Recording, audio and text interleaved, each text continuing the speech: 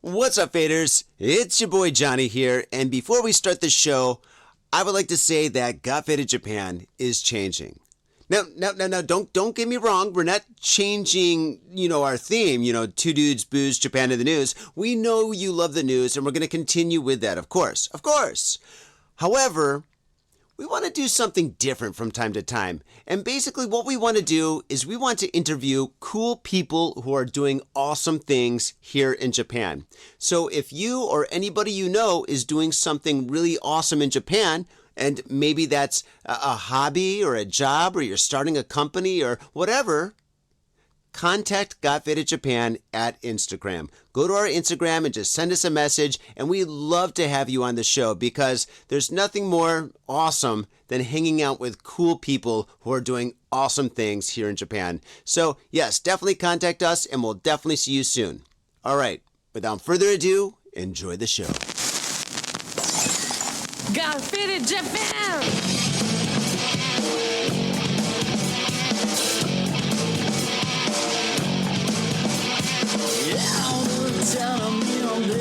I'm all about my business, but I ain't got no briefcase. Yeah, all I got's some whiskey. Open now the whiskey, bring it to you. Yeah, I'm leaning up against the door, and my feet stuck to the floor, and we're messing on the go. Yeah, I've been in before. I'm a broken man, needing remedial lands. I'm all about my business.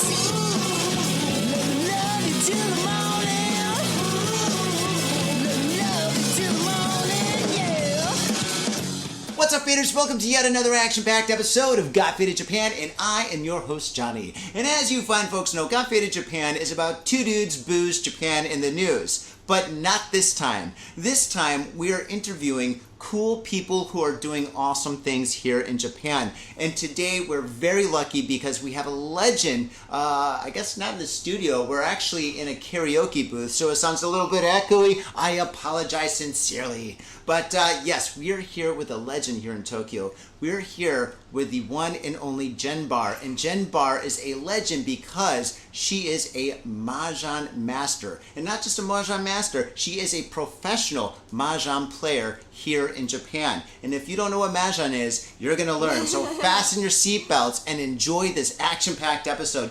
Jenn Barr, welcome to Got Faded Japan. It is so good to see you. Thank you for letting me weasel my way onto the show. Weasel your way onto the show. Oh my goodness. You haven't seen any of the previous episodes, have you? Okay. Before we move forward and we talk about you, what I really want to do is I want to give you a gift. It's my new thing.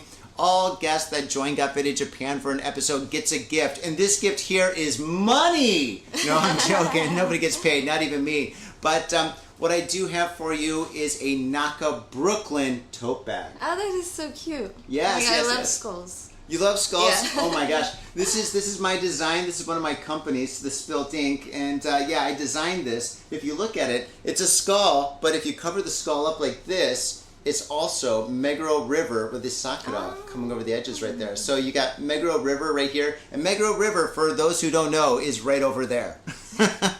So this is for you. Thank you so much. Thank you for being on the show. I brought you a gift as well. Are you serious? Oh my God. A copy of my book.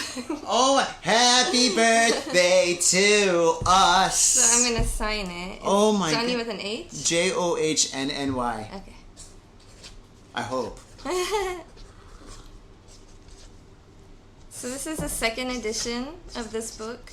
The first one was published in 2009, and we decided to do a renewal. So I made like 2,000 changes and added 100 pages. Oh my goodness. So this is like this is the book. This is the book. Yeah. Oh my gosh. Oh my goodness, your kanji is great. I knew it. I read your bio. That's my nickname, Seo Yasha. So like Western. Well, I did write Yasha, but it kind of looks like John. That is fine. That is fine. Oh my gosh, we are definitely going to talk about your book. This looks amazing. Oh my goodness. The cover is amazing. The artist is so cool. Very cool. Very attractive. And yeah, I can't wait to get into this. Actually, I am a reader, believe it or not. A lot of people don't know that, but I read all the time. I've got a couple Maybe, no, not today. I can't brag. But yeah, this is fantastic. I'll definitely read this. So this book is about Mahjong, and you are a professional Mahjong player. Right. Am I pronunciating it correctly? Is it Mahjong or Mahjong?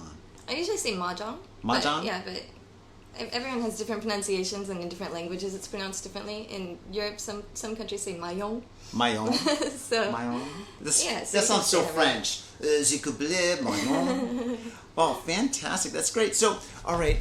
Now, I am so interested in Mahjong because, okay, my story with Mahjong, when I first came to Japan, I did a homestay, and my friend's father, who passed away, so I can tell this story, he owned, him and his family owned a lot of apartment buildings, and in one of the apartment buildings, they had a soundproof room, right? Mm-hmm. So it was like an apartment that was soundproof, and on every Saturday and Sunday, all day, all these very old guys that are probably all dead now, they would go in there and they would play Mahjong from early morning to late at night, and they would just drink coffee or probably tea and just smoke pack after pack after pack of cigarettes playing Mahjong. And I had to deliver something to my friend's dad, so I went up to the door and I knocked, and he let me in. And he was like, "Oh, Johnny, you want to play some Mahjong?" And I was like, "What's Mahjong?" And then he kind of loosely explained it, and he asked me for 2,000 yen. So I gave him 2,000 yen, I sat down, and then he played a hand for me while I just sat there. And then he's like, "Oh, you lost, go." And I'm like, "Oh,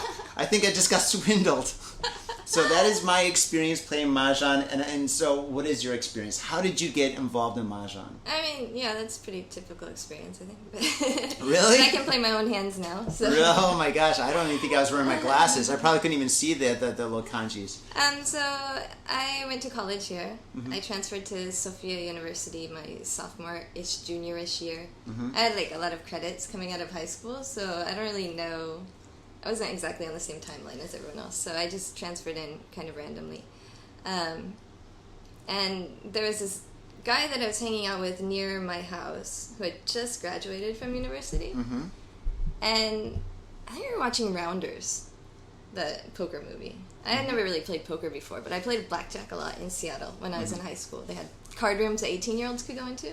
Are you serious? Yeah. Wait, are you sure Seattle doesn't mean Las Vegas? No, in Las Vegas you have to be 21, but there are a lot of card rooms, in the bowling alleys, that you could go play blackjack. So I was playing blackjack all the time. And he said, well, if you like blackjack, you should try Mahjong. It's almost the same, right? It's way more fun, I guess, yeah.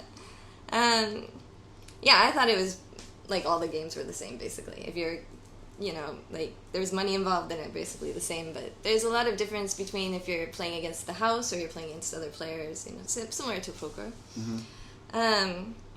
And I just was, head over heels for this guy. So I was like, okay, teach me. Mm-hmm. Then we can play together. And he's like, nah, this is too hard. I don't want to teach you. Wow. So I rode my bike to the bookstore, and I got a book on how to play Mahjong. Mm-hmm. And I learned how to play. I made, there's a lot of hand patterns that you have to memorize. So I made cards, flashcards with all the hand patterns, with all the kanji for the hand patterns and what they required and things like that. Finally, I learned, I think I got to play with him twice, 2 or 3 times, before he got a girlfriend and dumped me anyway. Oh my gosh. Well, at least he gave you the gift of Mahjong. Yeah, so then I decided that I loved Mahjong so much that I was going to go pro. Mm-hmm. And I joined clubs, a university club. Wow. So a lot of different university students. I was the first girl actually to join that club. Oh, congratulations. And, that's wonderful. Yeah, and a couple more joined after, but one of my friends in that club had a sister who was in the Japan Professional Mahjong League. So she came as a guest for our game, talked about being a pro, and then afterwards she asked me if she would if I would like her to introduce me to the league. I said, hell yes. Yeah, you're in.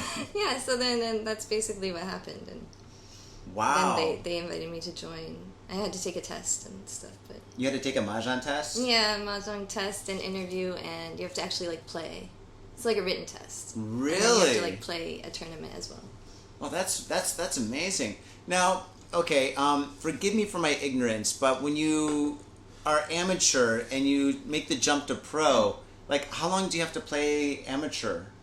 There's really no limit. As long as you can pass the test, then you can join. So, some people, I think I was learning for about a year before I took the test. Wow. And they had invited me to come to like special study sessions for the league because they wanted me to join the league at that time.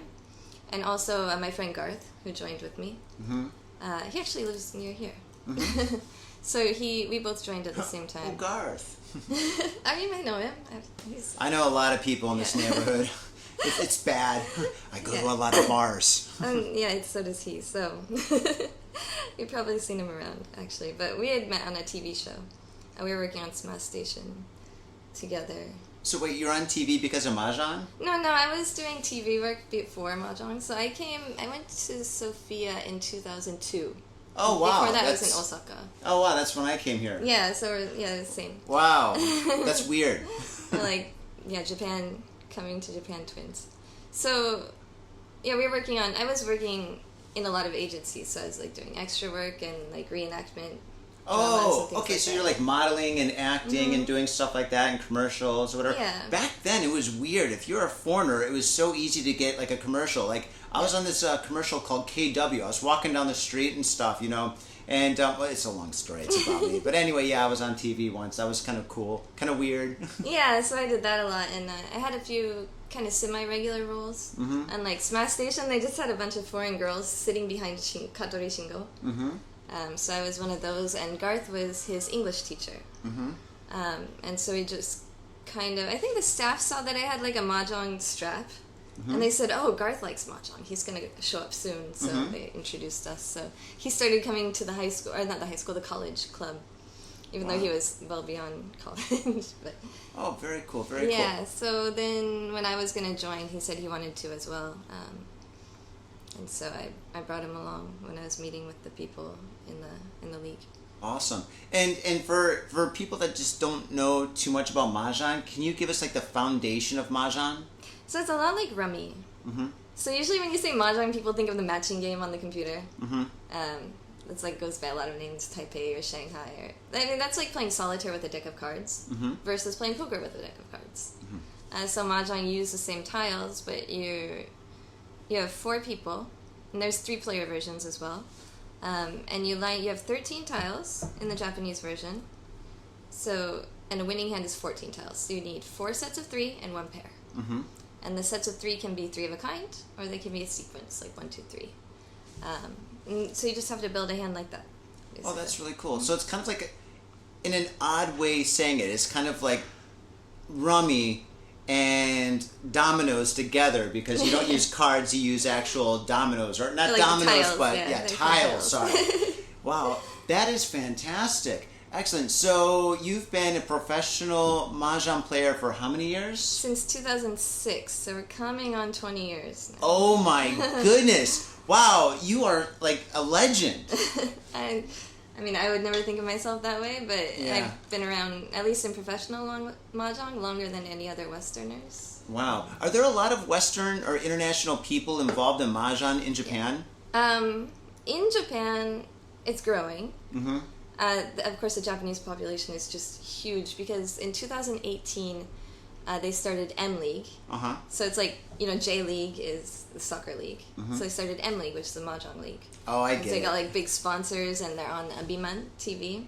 Wow. And they have like huge viewership. It's just massive. Wow, and, really? Yeah, like millions. So then it started to really like take off again. It was big like in the 80s and 90s, and then it kind of like, simmered down a little bit, and then with M League it just blew up again. Wow, so great. The population is huge and growing in Japan.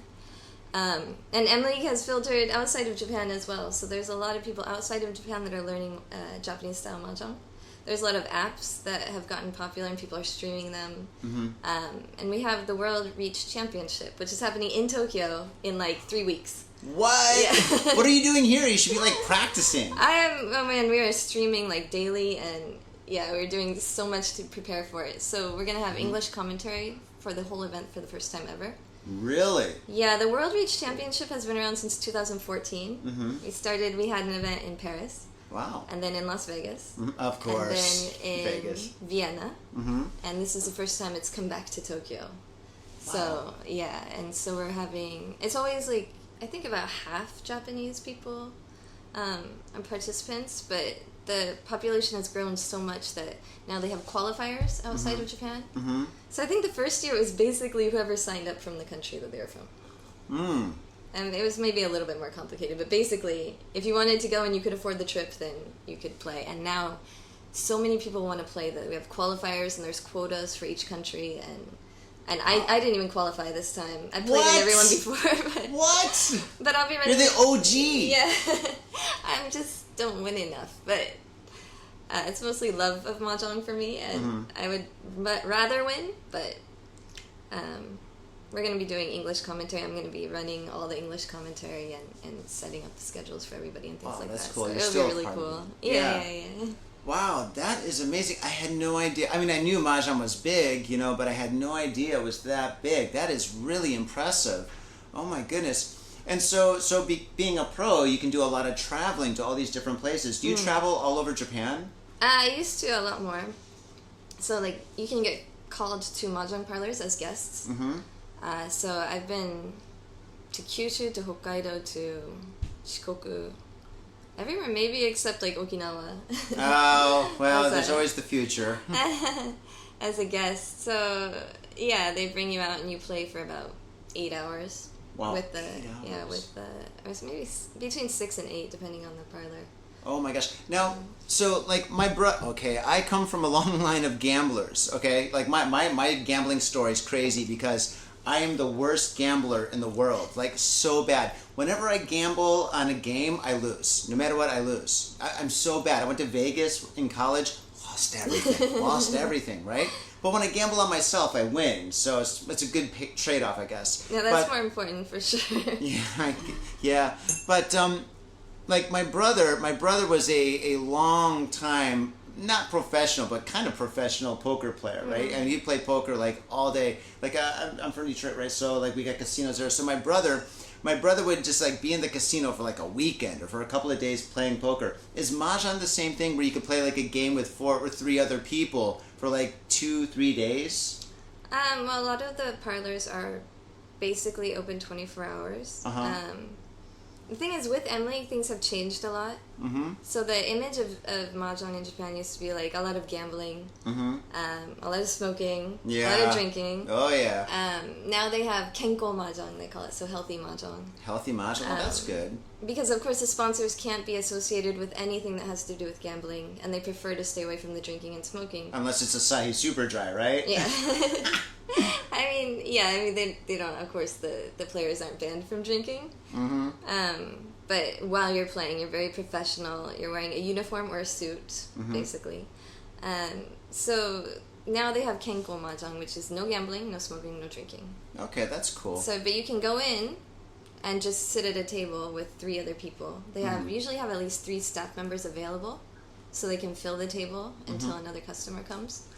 Oh, wow, that's cool. And I think those are mostly not open 24 hours, so it's more of a different times. Well, that's really interesting. Yo, what's up, faders? Got Faded Japan has got a new sponsor. Our new sponsor is Gamuso Bar, located in Asagaya, Tokyo. If you're kicking it in Tokyo and you want to get your groove on, get your fade on, you better get your ass down to Gamuso. Gamuso is located in Asagaya. It's about 11 minutes from Shinjuku Station on the Chuo line. Gamuso has weekly bands, weekly performances. And hell, if you got your own event and you want to hold it at Gamuso, we'd love to host you. So contact Gamuso at www.gamuso.com. That's www.gamuso.com. That's right, Gamuso has not only beers in the bottle, but beers on tap. We've got every drink you want, so come on down to Gamuso. Gamuso, and if I'm working, tip me. Have your attention, please. Attention. Hey, yo, what's up, faders? Johnny here. You know I love booze and news, but I also love art. So come on down to thespiltinc.com and check my art out. I've got tons of stuff there for you to check out. I've got paintings, I got prints, I got videos. And I tell you what, if you like a painting, I could probably sell it to you. And I tell you what, if I can't sell you that painting, I will definitely sell you a print. I've got prints of all my work. Prints are about 2,000 N each, about $20, but if you buy 2, you get the 3rd one for free. So come on down to thespiltink.com. Yo, and on top of that, I'm looking for commissioned work. So if there's something that you want me to do, I can make it for you. Just check out my stuff and see if you like my style. And if you like my style, I can definitely paint you anything on canvas, paper, whatever. I've done it all. So come on down to thespiltink.com. That is THESPILTINK.com. Thespiltink.com. Proper. Mitsuya Liquors. Yo, what's up, faders? If you're in Asia, if you're in Japan, if you're in Tokyo, if you're in Asagaya, you better get down to Mitsuya Liquors. That's right, for the most affordable prices in Japan, you can get over 300 different kinds of beer. That's right, over 300 different kinds of beer. And of course, they got all the shochu you need, all the sake you need, and of course, they got wine from California to Italy to France to New Zealand. They got it all. When I say they got it all, they really, seriously got it all. There's no joke about that. So get down to Mitsuya Liquors. And if you go in there and you say, Got Faded Japan, you will be more than welcome to go into their back room and drink those beers that you just purchased. That's right, Got Faded Japan at Mitsuya Liquors. And 3 times a week, they have a sushi chef there. So get your sushi on, get your drink on, get your fade on, and come on down to Mitsuya Liquors, located comfortably in Asagaya, about 5-minute walk from the station. In Tokyo and craving soul food? We've got just the place for you. Soul Food House in Azabu-Juban. Check out what we do at soulfoodhouse.com. Come by and taste the love. We look forward to feeding you. Are you at Harajuku with some out-of-town friends or your family or significant others? Yeah! Do you want to chill and drink beer and eat sandwiches while your friends overpay for glitter unicorn socks? Yeah! And the flavor's gonna make you complete at Harry's Sandwich Company. So come on down to Harry's Sandwich Company in the heart of Harajuku, right off Takeshita Street. See you there!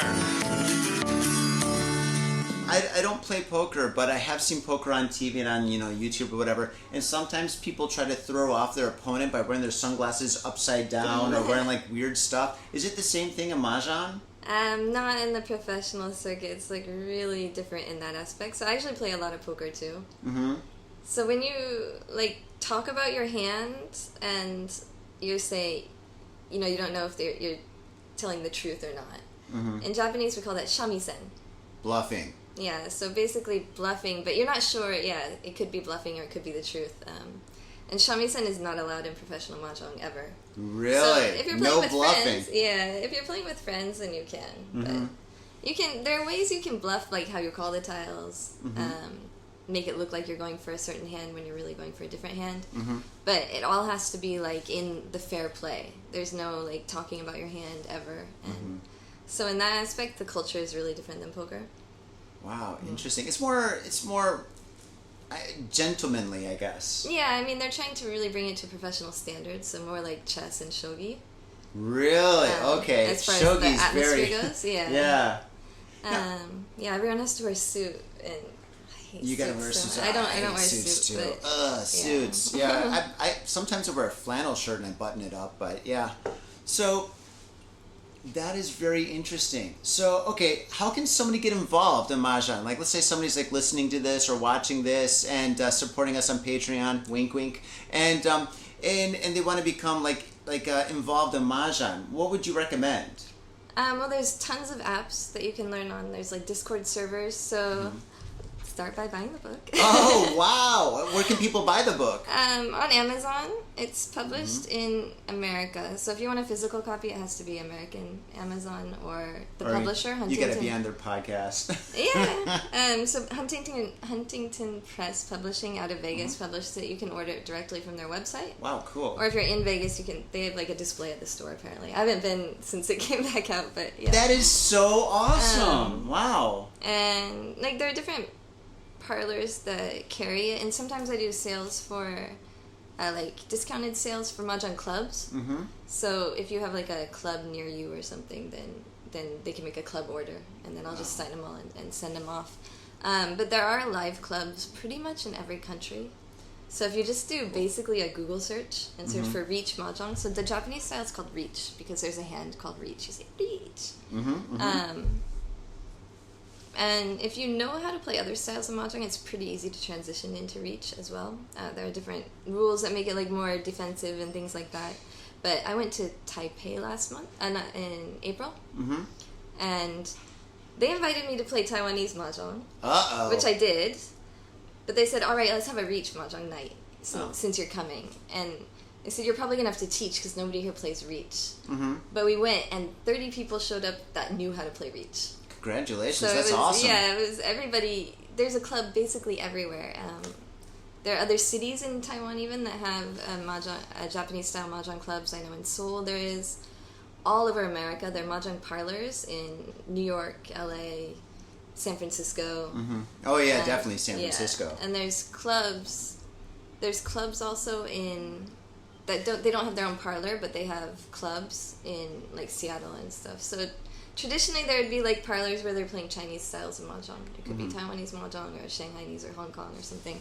But there's a lot of Reach specific or Reach central clubs popping up now. That is really, really cool. Now, speaking of online, like there's online poker, well, there's online all games, right? Do you, to practice, you know, when like maybe in the morning or in your free time at home and stuff, do you practice playing online? Yeah, I play online a lot. I play in online leagues. So there's an American Reach Mahjong League. Wow. That I play in. And I play my league, the Japan Professional Mahjong League, actually has an online platform called Ronron. So you can get on there and like all the pros have IDs, so there's always professionals online playing. I play on Mahjong Fight Club is a Konami game. What? Yeah. Mahjong Fight Club. I'm in. I'm so in. Yeah, wait, so what are the rules of Mahjong Fight Club? Like the first wait. rule is you don't talk about Mahjong Fight Club. I guess we have to move on to the next subject. But All right. So I got lots of questions. No, but it's like a video game at the. They have consoles at the arcades. So I was actually a character in that until March. Oh my god, that's awesome! Yeah, and Garth is still a character, but I'm still also a character in the phone app. So there's like 3 versions of Mahjong Fight Club. And that is dope. Yeah, so I play on the phone app with my little avatar, my pro avatar a lot. Oh, you gotta be you. And then, and I play, basically, if people invite me to play online. I mean, I can't stream certain games because of my contract with Konami, but I stream that game, and I stream the online game, Ronron, that our league owns. Wow, that is great. That is great. And are there like any like super rivalries or anything regarding Mahjong? Like, for example, do you have like, not like an arch enemy or something, but there's that one person you're like, oh god, I gotta play this dude. I mean, Garth. Oh, Garth, yes, Garth. So, I'll see you at the bar tonight. Yeah, he'll be there. So Garth and I have always been, I would say in Japanese, it's a shinyu akuyu. Oh. So what's that mean? That means best friends, bad friends. The best of enemies. Yeah, so you're best friends, but also at the table we're like rivals, basically. You shoot to kill. So yeah, we've done like tons of shows together. Right now we're doing an international news show in Japanese. Super cool. On our league's YouTube channel, and he's going to be doing the commentary with me as well. So for almost 20 years basically we've been playing Mahjong together, and they always like pick the 2 foreigners, so we're always kind of paired up together for things. So we're like family now, and I always want to beat his ass at the table. Nice. Garth, you better watch out, bro. Oh my goodness. And let's see, so what is like the typical routine for you as a professional Mahjong player? Do you just wake up and play all day, or what's it normally like? Yeah, it's really changed a lot, like depending on what phase I've been in. So I used to actually run a parlor. I was like the face of the parlor. So when I was doing that, I would wake up and go in at like 9 a.m. Oof. And stay until like 6 p.m. just playing Mahjong. Oh, okay, that's cool. And then after I got off, I would go play Mahjong Fight Club and maybe play the online game at home later that night. I played a lot of online poker at that time as well. Well, you got to take your mind off things. So that would be like weekdays, and then weekends are the professional tournaments. So there are a lot fewer back then, so sometimes I would work on weekends as well. But now there's tournaments like almost every weekend, and some weekdays too. I'm playing today. Are you really? 6 p.m., yeah. And you're wasting your time with me? No, I mean, with us? I'm here until I'm free until 6 p.m. when my game starts. Oh, this is gonna be a long podcast. Oh man! And now, what is there a demographic or a typical demographic of a mahjong player? I mean, like salarymen. Business people. Yeah, the business people. In the West, outside of Japan, it's more like weebs. Weebs, yeah. So anime fans, manga fans, because a lot of people get into it through games and manga.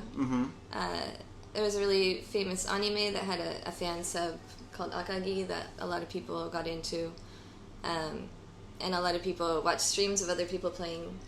The game Like a Dragon has mahjong tables in it, and Final Fantasy XIV.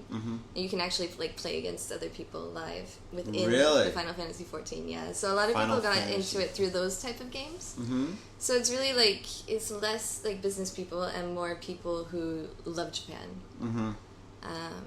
And then it's kind of spread in Europe. It was traditionally more people who were really into like board games. You know, like in Northern Europe, like Scandinavia area, it's dark for so long that lots of people love board games up there. Yeah, I lived in Finland for a minute. Oh, really? Yeah, lots of people from Finland playing. Yeah. Backgammon, that's my game.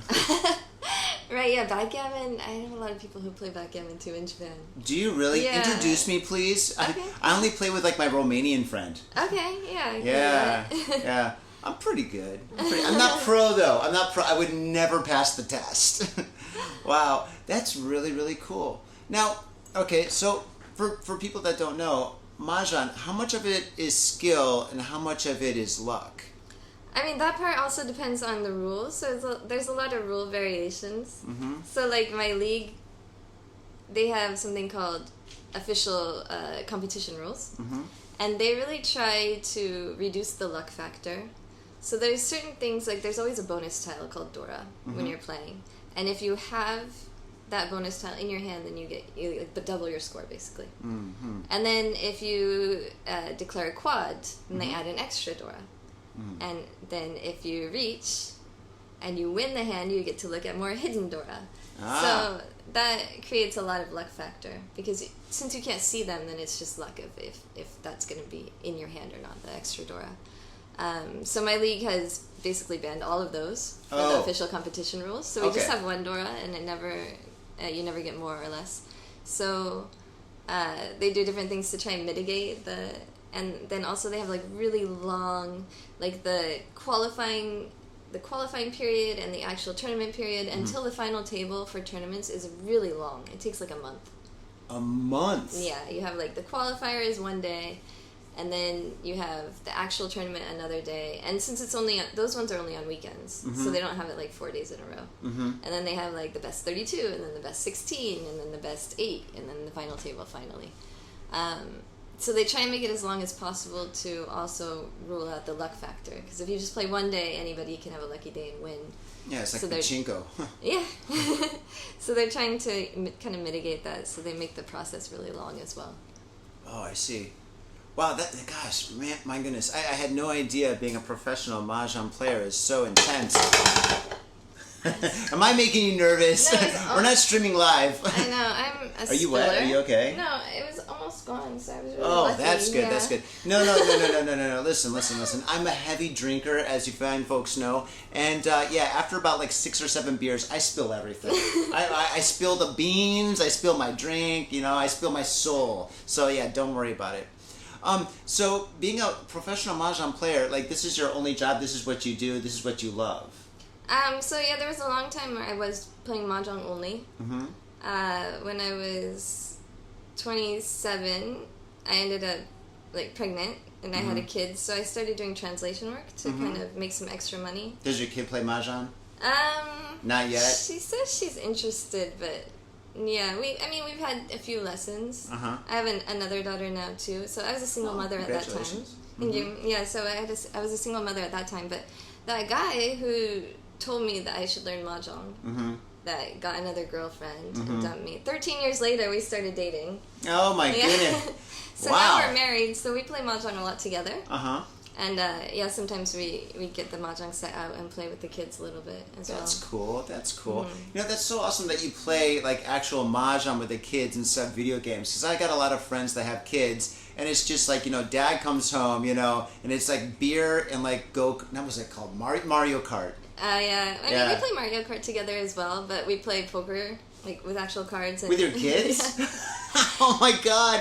I would love that if I had kids. Yeah, they wanted to learn poker, and They wanted to? They're like, Mom, come on, we're poker kids. Well, the thing is, I've worked in poker for like 15, maybe longer. Since 2007, I've worked in poker.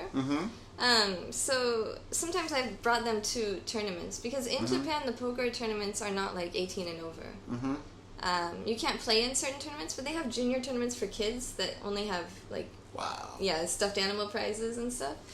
And so I end up bringing them sometimes when I have to go to a tournament, and they see it, and the one said she wanted to play, and they said, well, there's a junior tournament. So yeah, she's like a little tiny elementary school kid, and I brought her in, and so I had to teach her at home. So we're playing poker at home to learn that, and poker and Mahjong. But yeah, but we also play the taiko drum game on Switch. And That's cool. All right, awesome. This is a game family. That's cool. Oh my goodness. My family would just be covered with paint. I'm an artist. Oh my goodness. So let's see here. Okay. So regarding my question, so it seems so exhausting to be like playing games all the time. What do you do in your free time to kind of like cool off your brain? Like matching games on my phone. Other games. Yeah. Oh my goodness. Have you ever seen that movie, The Wizard? No. Oh, okay. No, don't watch it. Okay. No, it's like an old movie about like Nintendo when like what you call it, Super Mario Brothers 3 came out, and what's his name? Fred Savage is in it when he was like a little kid or whatever. Yeah. It was like the movie that like changed a generation. Okay, but now you're making me kind of want to watch it. You probably should. It's super dated, you know. I mean, instead of like controllers, they had the Power Glove. Yeah. Remember the Power Glove that never glove. really worked? Oh, yeah. God. Yeah. I'm a Nintendo generation. Actually, so, all right, I got a little game credit here. In my neighborhood, back in the day, we were all about Nintendo. And when Super Mario Brothers 3 came out, everybody in the neighborhood played Super Mario Brothers 3. And I actually got really good, and I got really close, right? So I went over to my friend Andy's place, right? So I went to Andy's place, and all the kids hung out there because his parents were never home. So we went there, I went there, and I was like, yo, I think I'm going to beat Super Mario Brothers 3. I'm like so close. And everyone's like, yeah, right, you ain't going to beat it, whatever. So I was like, holy smokes, well, I really want to show them that I beat it. I need proof. So I went in my dad's room, and I got his camcorder, right? And I popped in a VHS tape. And so I played, and then when I got to like the last level, I hit record, and I played it, and I beat it, and I got it on tape, right? I had the camera pointed at the big old school TV, which is the size of this room. And anyway, I recorded that, and then I went over to Andy's house, and I showed everybody in my neighborhood that I was the first kid to beat Super Mario Brothers 3. Wow. I was the wizard. Yeah, I remember we had to like unplug the connection to the TV, but leave the Nintendo on because there was no way to save games back then. So for Super Mario 3, because it took so long, and I could never play that long in one day. Like I don't know, I was busy with other stuff maybe. So I think you're the wizard. I didn't know this trick. Yeah, so if you leave the power plug in, but you unplug the connection to the TV, then you can watch TV, and the game will stay on and stay saved. So that's what we had to do. Wow, that wasn't in Nintendo Power. Oh my gosh, I had almost that was the original NES, yeah. Yeah, oh my goodness, wow. Oh my gosh. Do you have any crazy touring stories or any crazy like Mahjong stories where like somebody did something like absolutely wild or something absolutely crazy happened or anything like that? Like, or is Mahjong very kind of like gentlemanly and kind of, I don't know if there's another term for gentleman, like professional, where everybody's very kind of calm and cool? Yeah, I mean, I don't care. I have a story. I don't know if it's crazy, but we'll tell a story. Stories, all right. So, I've been a pro for almost 20 years now, right? So when I had been a pro for about 10 years, and I was in Mahjong Fight Club, and I was playing on TV and stuff like that, I would go into parlors just randomly to play. And most of the time it was fine, but one time I went in and I said, okay, I want to play free. So free is when you go in by yourself and you just want to play with strangers. So I said, I want to play free, and the guy looks at me and he said, he goes over and, like, usually they give you oshiwori, which is like the wet cloth when you go into like a restaurant or something. So Mahjong parlors always give this to you. And so he goes over and he opens it up and he lets out this massive sigh. He's like, he closes it and he comes back. He's like, have you been here before? And I said, not here, but this is my first time here. And he's like, do you play Mahjong a lot? And this time I had been a pro for 10 years, right? And I said, well, I'm a professional player. You're a foreigner. You kind of stick out, right? Yeah, I said I'm a professional player. And he goes, are you Jenn? So he knew me. Uh-oh. But he just didn't believe it was me, I guess, showing up at the parlor at that time of night. So he thought you were a tourist. He thought I was a tourist. He's like, and I just, like, got another tourist coming in here, drunk. That is exactly what he thought, yeah. And then as soon as I said I was a pro, then he knew exactly who I was. And but then, like, you sit at the table and it's a lot of pressure, right? So you're like, okay, I said I was a pro, so I can't mess anything up. So luckily, that game, I won the game. I won the first game. I lost all the ones after that, but I won the first game, and that was all that I needed to, like, okay, so I'm supposed to be here. You got street cred. Oh, that's wild. So, yeah, there are some places that really just won't let you in if you're a foreigner, or you have to have a certain level of Japanese. So at this point, it's pretty much fine. I can go into almost any parlor, but, yeah, some of them, they'll just, like, really side at you at first. You gotta until they know who you are, yeah. Wow, that's wild. I didn't know about that. That's so cool. Okay, awesome. All right, wow. And your book. Tell us a little bit more about your book. So, all right, when somebody buys this book, what should they expect? I guess so. I want to introduce the cover first because my friend Christine in New York drew it. Cool. So, she's a big Mahjong player. And fabulous artist. Yeah, she's really, really good. So everybody on the cover has meaning. So the player here, this player on the back is supposed to be Garth. That we talked about. He's all covered up. Yeah. Oh, poor Garth. And then this is my husband who introduced me to the game that I told you about, and this is Ikue, the sister of my friend who was a Mahjong pro that came and invited me to come to the league. Wow. So great. I sent Christine pictures. I have a triple of West because West is my favorite tile. I'm wearing it here also on my neck. Oh, there you go. Yeah. Nice. So there's like tons of meaning. This is my skull. I told you I love skulls. This is my little skull and crossbones logo.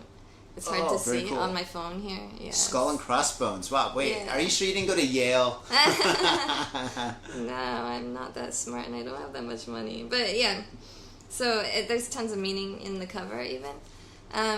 You open it up and it really just teaches you from the beginning how to set up the table, how to do everything. If you're playing online, you can skip that part and just get straight into like the hands. The hand patterns are all listed there and with explanations. There's also a bunch of essays. You see a picture of Gemma and me. Gemma is the chairperson of the World Reach Championship that is happening in Tokyo. I taught her to play in Taiwan in 2006. We were both studying there, and then she just decided to make it her whole life as well, and I think regrets meeting me because of that. But there's tons You ruined my life. Yeah, I think that she might actually think that. But there's a bunch of essays about my journey as a pro and about if you want to play Mahjong, what your journey is going to be like and what you should do in your journey. There's quizzes, a ton of quizzes, explanations of how to score, tips of how to score, and then it gets into strategy in the middle. Those are the variations, the different rules that you can play with. This is, so this was Mr. Mahjong. Kojima Mr. Takeo, Mahjong? yeah, he was known as Mr. Mahjong. He was probably the most famous Mahjong player in history in Japan. And I learned about him, and that's what made me want to join the JPML. And then I actually got to meet him. This is a picture of him with my daughter in Paris. And then we were invited to go to Kyushu as guests, and so that's a picture of us at Dazaifu in Kyushu. And then after that, it gets into strategy. So it's basic strategy all the way up to intermediate strategy. And then people who want to continue their journey after that, we have a lot of we have a show called Prost on YouTube, which is where we look at games that people streamed online, and we bring in like a really famous, like good Japanese pro, and then it's a completely bilingual show with full subtitles in both languages. So we're really trying to like create a lot of situations where the Japanese pros can interact with players outside of Japan, and just kind of bridging that gap that was there before. How cool is that? Wow, excellent. So this book is the A to Z of Mahjong. Yep. So anybody that is interested in Mahjong or really wants to play Mahjong or actually has some experience but wants to get better should definitely buy this book. And I definitely want to have plugs to where people can buy this book into the show notes below. So just go down, go south, don't go west. And so you get the west joke. Yeah. Yeah. Okay. Cool. So you can definitely buy this book, and then they can watch your YouTube channel and stuff too. Yeah. Oh, So there's a Kindle version as well. Wow, a Kindle version. Oh, cool. Kindle version and the physical copy. I mean, it's most readily available in the U.S. Because that's where the publisher is. But I think the Kindle version is available in pretty much all countries. Oh yeah, Kindle's all over the place. So wow, that is absolutely fantastic. Now I'm gonna kill myself unless I ask this question. Okay, I heard that you're a break dancer. Is that true? Where did you hear that?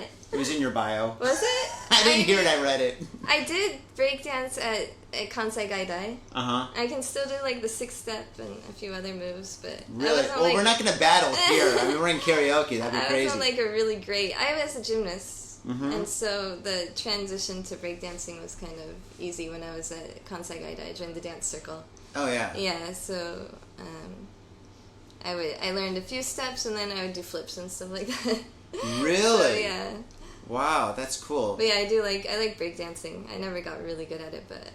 Wow, that's awesome. Yeah. I always appreciated breakdancing, but I could never do it. Yeah, I mean, I can do the scarecrow. I'm a scarecrow guy. I can do a little bit of the robot. That's it. I learned like the 6-step and the 3-step, and then like a hold on your elbow. Oh, wow. And then like a kind of back flippy thing. I don't know what it's called. The back flippy thing. That's what it's called. Yeah. That's what it should be called.